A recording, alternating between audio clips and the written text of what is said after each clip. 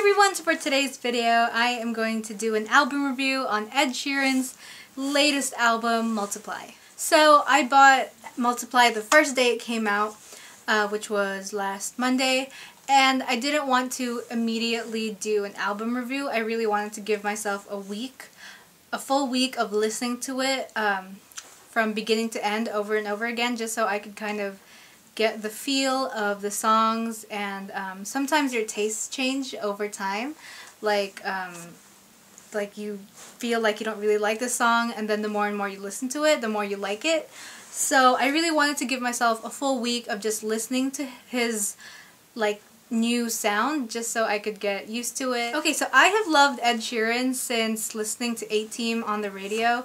I didn't listen to his album when it first came out. I had no idea who Ed Sheeran was until the A-Team started getting a lot more radio play.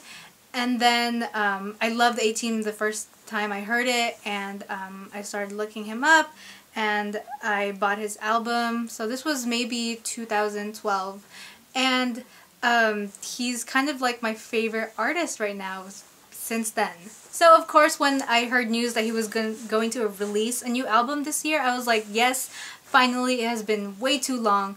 I love his first album, Plus, and all the songs are so good. I love his voice. I love the acoustic thing with his voice and the lyrics. I love all of that about Ed Sheeran. That's why he's my favorite artist. His voice is amazing, his lyrics are so good, and it hits you right in the heart. And his guitar playing, what more do you need? That being said, when I first heard Sing, I was kind of disappointed, and I really had to listen to it over and over again just so I could really like it, because it was such a weird kind of deviation from his first album, where it was just a very acoustic feel to it, and then here he is doing this pop kind of thing, and it's fun and it's upbeat, and it was weird. So it did take me a while to really like Sing. I'm talking way too much now, and I'm just gonna go ahead and jump right into it because I'm talking way too much, and I really want to talk about his full album, and I do have the deluxe edition, which means that's 17 songs to talk about. So, long story short, I didn't like Sing at first, but I really had to learn to accept that he was going towards a different path with his second album, and I just had to go along with it and see where it took me. So I just want to talk briefly about just the overall feel of his newest album, because I know a lot of people were scared that this new one would be full of songs exactly like Sing, and I know that not a lot of people liked it because they liked how Ed Sheeran was before. And let me tell you that if you are scared of it, don't be scared, because he is still here in this album. A lot of his songs still have that acoustic feel to it.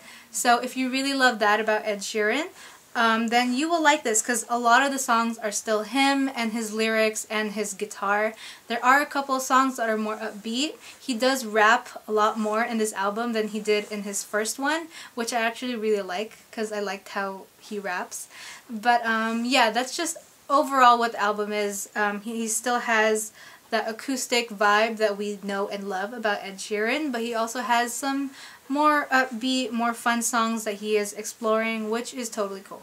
So yeah, this album is still the same old Ed Sheeran, but it has a little bit more production value, I want to say. It's still him and his guitar, but there's a lot more fun instruments in the back, and he's done a lot more collaborations, so a lot of the elements are in there that kind of make this a little bit more high quality, I want to say.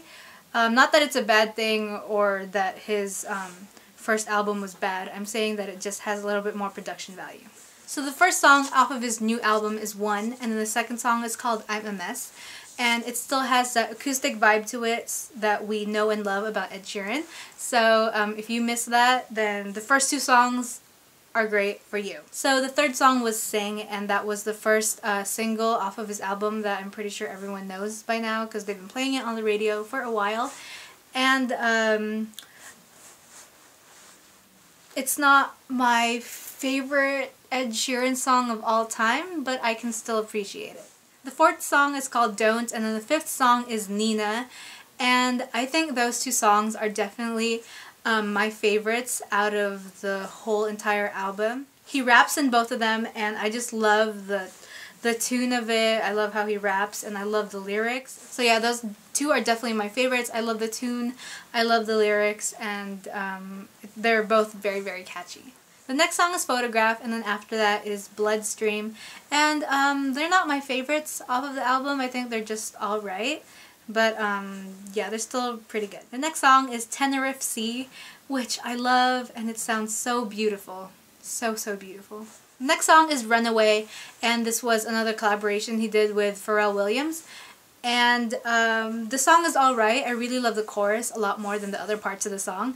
It's another upbeat song, similar to Sing, but not really, if that makes sense. The next song is called The Man, and this is like a full-out rap, like full-on Ed Sheeran doing his thing, rapping, and it's awesome. Alright, the next song is Thinking Out Loud, and I'm looking at my notes, sorry, I don't know what. It's just another awesome song, and it just has so much power. There's so much power in his voice that he really showcases in this song. Like, the whole thing is just amazing, and there's this kind of rawness to his voice that I love, love, love about Ed Sheeran. And yeah, it's just a beautiful love song. The next song is Afire Love, and oh my gosh, this is one of those really heartbreaking songs. It's heartbreaking in the lines of Small Bump from his first album, which is another heartbreaking song. It's just so real, and it's about his grandfather who passed away, and it's just a sad, sweet, sweet song. The next song is Take It Back, and if I could compare this to any other song in his album, I would compare it to You Need Me, and I Don't Need You, off of his first album. And it has like the same kind of flow, the same kind of lyrics, and yeah, it's really cool. The next two songs are Shirt Sleeves and Even My Dad Does Sometimes. And I found that those two songs were just alright. They are, once again, not my faves. But like I said in the beginning of this video, my taste changes along the way. So sometimes the songs that I didn't really like in the beginning, I end up loving a lot as time goes on.